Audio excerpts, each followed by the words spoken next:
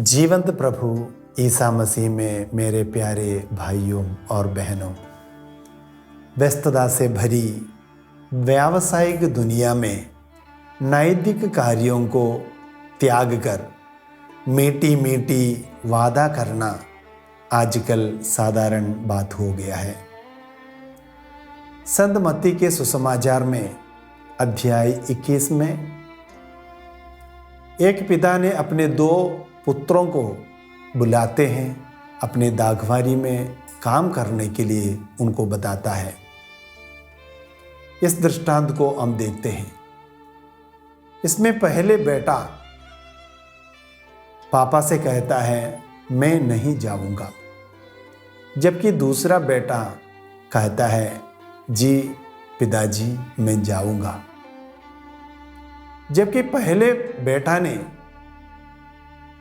बाद में पश्चाताप करता है और काम करने के लिए चले जाता है, जबकि दूसरा बेटा काम करने के लिए नहीं जाते हैं। आत्मिक यात्रा में और नैतिक जीवन में पश्चाताप को अधिक महत्व देते हुए प्रभु ईसा मसीह उद्बोधन करता है।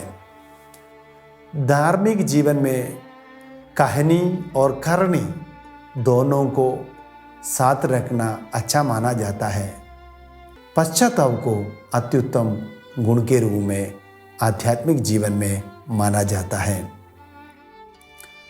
संत पौलुस का एफेसियों के नाम पत्र में अध्याय 4 में कहता है, यदि आप क्रुद्ध हो जाए तो इस कारण पाप ना करें, सूरज के डूबने तक अपना क्रोध कायम नहीं रखे।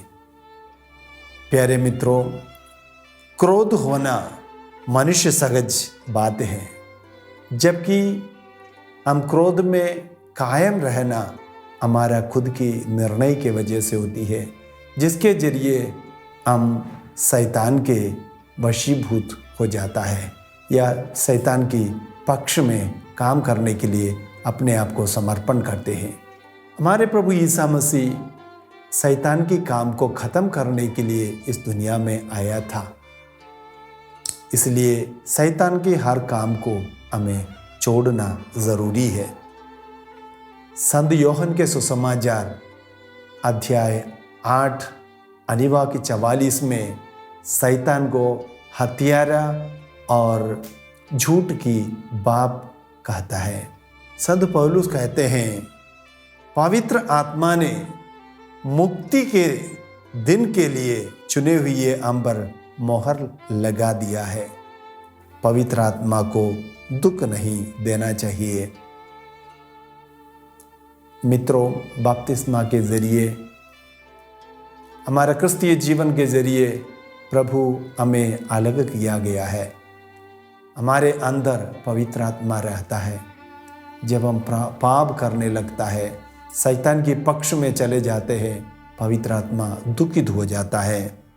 इस उपवास काल में पवित्र आत्मा का अभिषेक में वापस लौटने का समय को हमें बनाना है।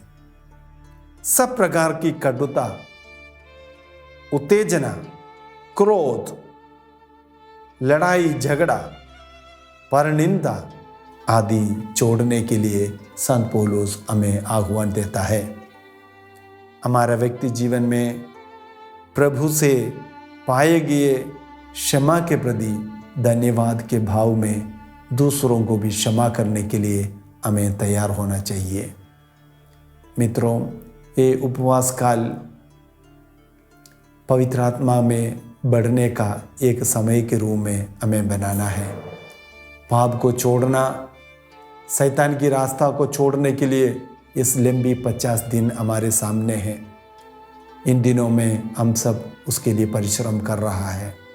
पुनर्जीवन के त्यौहार मनाने के बाद फिर 50 दिन पेंतकुस्ता की तैयारी का दिन भी है। हम पवित्र आत्मा से भरने के लिए पूरी तरह से तैयारी करें।